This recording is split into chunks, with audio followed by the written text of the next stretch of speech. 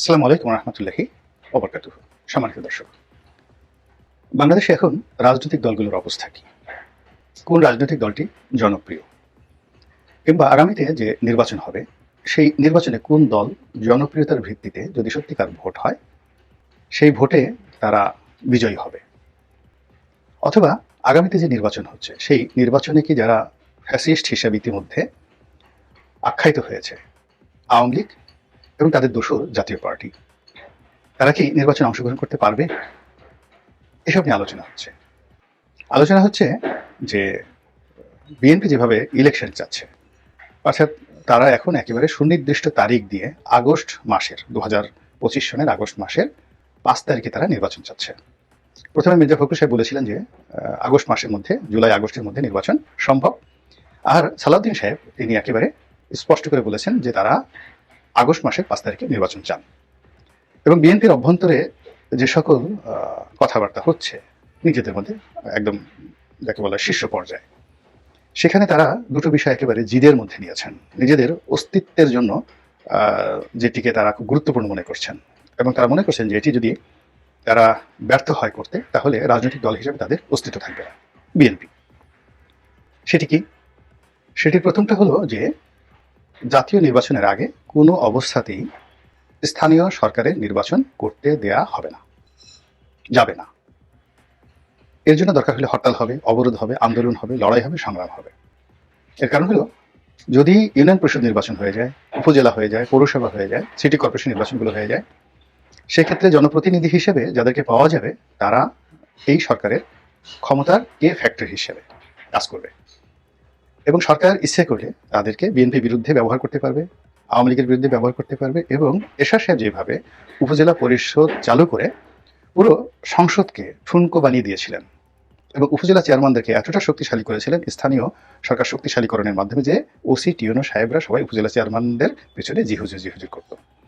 এবং এরশাদ জামানাতে প্রথম কয়েক বছর একেবারে 88 সন পর্যন্ত এমপিদের কোনো পাত্তা ছিল না। সেখানে উপজেলা চেয়ারম্যান যারা হতেন তারাই শক্তিশালী ছিলেন, এবং এটা এরশাদকে তার রাজনৈতিক যে সফলতা, এই সফলতার একটা মাইল ফলক বলা যেতে পারে তার এই উপজেলা পরিষদ।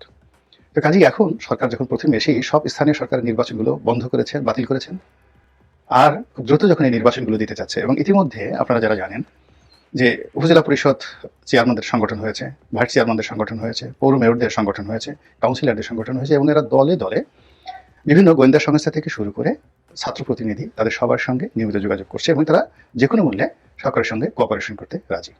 এদের একটা বিরাট অংশ আওয়ামী লীগের, বিএনপিরও কিছু আছে, তবে আওয়ামী লীগের সংখ্যা বেশি। তাদের প্রায় সবারই অর্থ আছে, টাকা আছে, জনসমর্থন আছে, এবং তাদেরকে যদি এই সরকার প্রোটোকল দিয়ে আবার নির্বাচন নিয়ে যে যুদ্ধ, সেই যুদ্ধে অবতীর্ণ করিয়ে ক্ষমতার চেয়ারে বসিয়ে দেয়, এবং তাদের মধ্যে যদি 50% পাশ করে আসে এবং বাকি 50% যদি বিএনপি জামাতের হয়, তবুও পুরো ইউনিটির উপর সরকারি কর্তৃত্ব থাকবে। কারণ হলো এখনকার স্থানীয় সরকারের যে কাঠামো আছে সেখানে মন্ত্রণালয়ের একছত্র আধিপত্য। কাজেই মন্ত্রীকে খুশি করার জন্য এবং মন্ত্রণালয় থেকে বরাদ্দ পাওয়ার জন্য তারা সরকারের লাঠিয়াল বাহিনী হিসেবে সব কাজ করবে। তো বিএনপি তো এই জিনিসগুলো বুঝতে পারে, এটা বোঝার জন্য খুব বেশি জ্ঞানের দরকার নেই, এবং এই কারণেই তারা চাচ্ছে যে জাতীয় নির্বাচনের আগে স্থানীয় সরকার নির্বাচন সম্ভব নয়, করতে দেওয়া হবে না। দ্বিতীয়ত, তারা আগস্ট মাসের কথা বললেও ডিসেম্বর 2025 সনের মধ্যে যে কোনো মূল্যে তারা নির্বাচন আদায় করে নেওয়ার জন্য বদ্ধপরিকর। এবং তারা মনে করে যে তারা যদি এই কাজটি করতে না পারে, তাহলে শেখ হাসিনার জমানাতে তারা যেভাবে প্রতারিত হয়েছে, তারা যেভাবে ব্যর্থ হয়েছে, 2026 সনে বিএনপির রাজনৈতিক অঙ্গনে কোনো কর্তৃত্ব থাকবে না, এবং পুরো রাজনৈতিক কর্তৃত্বটি তখন যারা এখন সরকার পরিচালনা করছেন তাদের দয়া মায়ের উপর নির্ভর করবে। তারা যাকে চাইবে তারাই বিরোধী দল হবে, তারা যাকে চাইবে তারাই সরকার গঠন করবে, সেটা ছাত্র প্রতিনিধি হোক, জামাত হোক, বা আওয়ামী লীগ হোক। এরকম একটা জটিল পরিবেশ এবং পরিস্থিতি চলছে। পর্দার আড়ালে অনেক খেলাধুলা হচ্ছে। আওয়ামী লীগের দেশি বিদেশি যারা নেতা রয়েছেন তাদের সঙ্গে অনেকের যোগাযোগ হচ্ছে, আবার রাজনৈতিক দলগুলো নিজেরা যোগাযোগ করছে, সরকারের বিভিন্ন এজেন্সির সঙ্গেও কিন্তু বিভিন্ন যোগাযোগ হচ্ছে। তো এই যে একটা জটিল অবস্থা, এই জটিল অবস্থার মধ্যে আবার আমাদের মতো যারা ইউটিউব করেন, ফেসবুক, যারা খুব সেলিব্রিটি এবং রাজনৈতিক বিশ্লেষক বা রাজনীতি বিষয়াদি নিয়ে ইতিমধ্যে যারা খুবই জনপ্রিয়, তারা প্রায় প্রতিদিনই জরিপ করছেন। কেউ হয়তো জামাতের পক্ষে জরিপ করছেন, সেখানে দেখা গেল জামাত খুবই জনপ্রিয়, এবং এই সেক্টরে সবচেয়ে দুর্বলতম অবস্থানে এখন আছে বিএনপি। বিএনপির পক্ষে আসলে সোশ্যাল মিডিয়াতে কোনো সেলিব্রিটি নেই, তাদের পক্ষে কথা বলার কেউ নেই, তাদেরকে প্রমোট করার কেউ নেই। এমনকি মূলধারার যে গণমাধ্যম, সেখানেও বিএনপি এখন বলতে গেলে মজলুম অবস্থায় আছে, আওয়ামী লীগের মতোই মজলুম অবস্থায় আছে। তাদেরকে ভয় পাচ্ছে, তাদের খবর প্রচার করছে, জাস্ট তাদের খবরগুলো প্রচার করছে, কিন্তু তাদেরকে প্রমোট করার জন্য বাংলাদেশের মূল ধারার গণমাধ্যমের একটি গণমাধ্যমও কাজ করছে না, একজন সাংবাদিকও কাজ করছেন না, দেশে এবং দেশের বাইরে। তো এই হলো বাস্তবতা। তো যাই হোক, এরই মধ্যে আওয়ামী লীগের যারা লোকজন, যারা সেই গত 15টি বছর ধরে আসলে অনলাইনে বিএনপির সঙ্গে এবং জামাতের সঙ্গে পারছিলেন না, বিশেষ করে অনলাইনটা জামাতের দখলে বেশি, তারা এই সময়টিতে ফিরে এসেছে জামাতের রূপ নিয়ে। অর্থাৎ এখন সেই 2009 থেকে 2025 পর্যন্ত বা 24 পর্যন্ত জামাত যতটা সক্রিয় ছিল অনলাইনে, আওয়ামী লীগের লোকজন এখন যে যার মতো করে অনলাইনে সক্রিয় হয়ে পড়ছে। অনেকে পালিয়ে আছেন দেশে, দেশের বাইরে, অনেকে প্রকাশ্যে আছেন, এবং তারা কখনো একটা ফেসবুক স্ট্যাটাস দিয়ে, কখনো কোনো একটা ভিডিওকে ভাইরাল করার জন্য হাজার হাজার ডলার তারা খরচ করছে, এবং প্রায় প্রতিদিনই একটার পর একটা গুজব বলেন, কাহিনী বলেন, নাটক বলেন, মানে পুরো জাতিকে বিভ্রান্ত করে ফেলছে। এবং অদ্ভুত অদ্ভুত সব যুক্তি, অদ্ভুত অদ্ভুত সব তথ্য এবং উপাত্ত সব কিছু দিয়ে বারবার শুধু আওয়ামী লীগের নাম, Awami League versus BNP, BNP versus Jamaat, এই বিষয়গুলো আপনার সামনে অটোমেটিক চলে আসছে। ইউটিউব খুলে দেখেন, তারপরে ফেসবুক খুলে দেখেন, লিঙ্কডইন খুলে দেখেন, বাইডু খুলে দেখেন, অন্যান্য যে সকল আরও টিকটক খুলে দেখেন, সেখানে নেগেটিভ হোক পজিটিভ হোক, যদি 10টি আপনার খবর থাকে, 10টির মধ্যে 8টি খবরের সঙ্গে আওয়ামী লীগ নামটি জড়িত, পক্ষে হোক বিপক্ষে হোক। ফলে আওয়ামী লীগকে ভুলানো যাচ্ছে না। এক, 2 নম্বরে এই যে যে জরিপগুলো হচ্ছে, সেই জরিপের যে ফলাফল, সেই ফলাফলটা দুর্ভাগ্যজনক হলেও সত্য যে আওয়ামী লীগের পক্ষে পুরো ফলাফল এরকমই সবার কাছে তুলে ধরা হচ্ছে। কিন্তু বাস্তবে বিষয়টা কি, বাস্তবে যে বিষয়টা কি, এটি আমরা এখনো মানে বুক ফুলিয়ে কিন্তু বলতে পারছি না। কয়েকদিন আগে যেভাবে বলতে পারতাম যে শতভাগ ইলেকশন হচ্ছে, 2 বছরের মধ্যে ইলেকশন হচ্ছে, কিন্তু এই জানুয়ারি মাসে এসে এখন সেই বিশ্বাসটা আর নেই যে ডিসেম্বরের মধ্যে নির্বাচন হবে বা 2026-এর জুনের মধ্যে নির্বাচন হবে। ডক্টর মোহাম্মদ ইউনূসের ঘোষণা মতো একেবারে 100% কনফার্ম, এই কথা ডক্টর ইউনূস সাহেব বলতে পারবেন না। এবং এখান থেকে আমাদের বেদনা শুরু, কষ্ট শুরু। আবার বিএনপি যে নির্বাচনটা চাচ্ছে 2025 সনের ডিসেম্বরের মধ্যে অথবা 2025 সনের আগস্টের মধ্যে, এটি যে হবে তাও বলতে পারছি না। আবার ছোট ছোট রাজনৈতিক দল যারা সরকারের পক্ষে আছে একদল, আবার বিএনপির পক্ষে আছে একদল, তারা যে সরকারকে খুশি করার জন্য তারা বলছেন যৌক্তিক সময়ে ইলেকশন হবে, তারপর প্রয়োজনীয় সংস্কার শেষে ইলেকশন হবে, এই কথাগুলো তারা বলছে, এটিকে ফেলে দেওয়ার মতো নয়। এখন বাস্তব অবস্থা কি? বাস্তব অবস্থা হলো যে সরকার সংস্কারের নামে যে প্রশ্নগুলো উত্থাপন করেছে, এতে পুরো পরিস্থিতি জটিল হয়ে পড়েছে। এবং সরকার ইতিমধ্যে সার্কুলার জারি করে ভ্যাট আরোপ করেছে, ফ্ল্যাট ভ্যাট প্রায় 12,000 কোটি টাকা এই অন্তর্বর্তীকালীন সরকার ভ্যাট এবং অতিরিক্ত ট্যাক্স, শুল্ক এবং অবগারি শুল্ক এর মাধ্যমে জনগণের কাছ থেকে নিবে। যদি সরকার খুব স্বল্পতম সময়ের মধ্যে চলে যাওয়ার প্ল্যান তাদের থাকতো, তাহলে এই কাজগুলো কোনো অবস্থাতেই তারা করতো না। তারা একটা লং টার্ম সময় নিয়ে তারা থাকতে চাচ্ছে। তো এই জন্য সরকারের যে অর্থনৈতিক ভিত্তি, এটাকে তারা চলমান রাখতে চাচ্ছে। দ্বিতীয়ত, ব্যাংকিং সেক্টরে তারা কিন্তু ছাড় দিচ্ছে, এসএলএমের কোম্পানিগুলোকে ছাড় দিচ্ছে, অনেককে তারা ছাড় দিচ্ছে।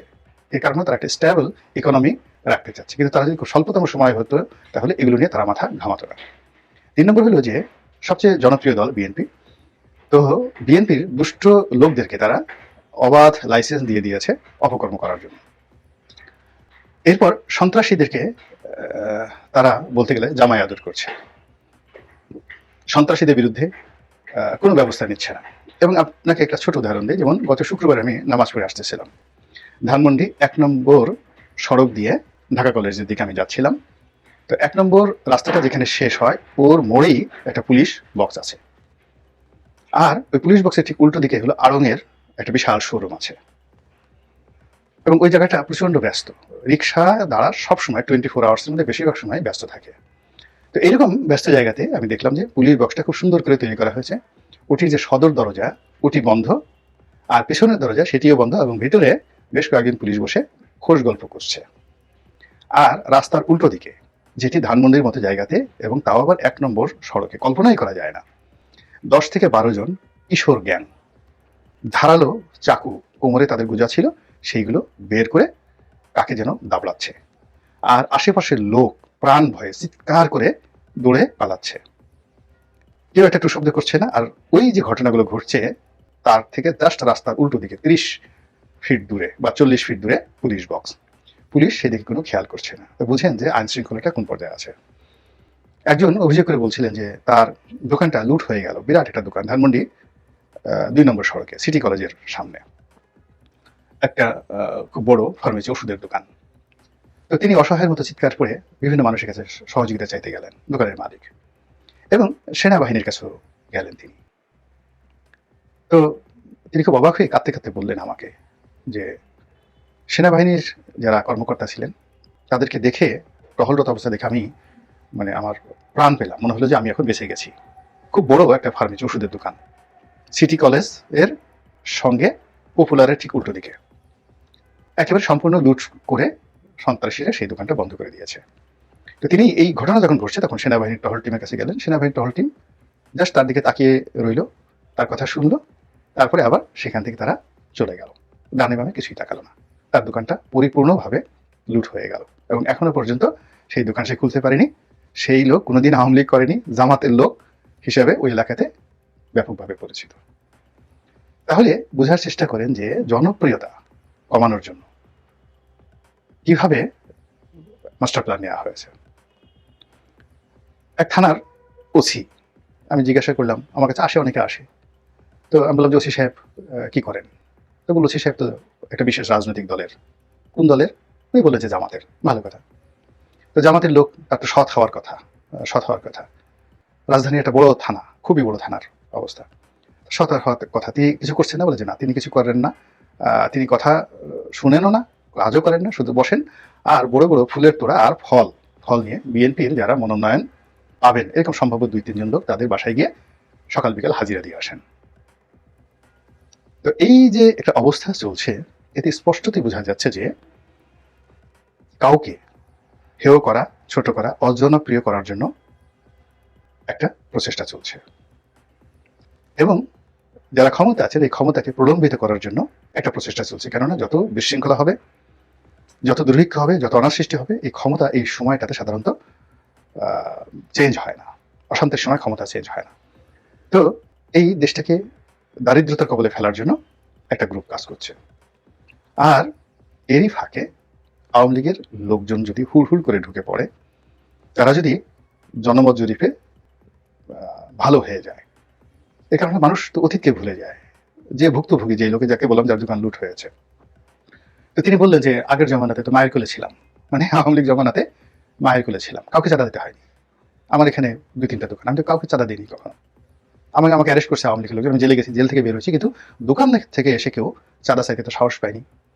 তো এই কথাগুলো সে তো ক্ষোভে বলে ফেলছে, অথচ সে বিএনপি জামাতের একনিষ্ঠ একজন সাপোর্টার। এখন বোঝার চেষ্টা করুন যে জনমত জরিপ এখন কারা এগিয়ে আছে। মহান আল্লাহ আমাদের সবাইকে হেদায়েত দান করুন এবং হেফাজত করুন। আসসালামু আলাইকুম ওয়া রাহমাতুল্লাহি ওয়া বারাকাতুহু।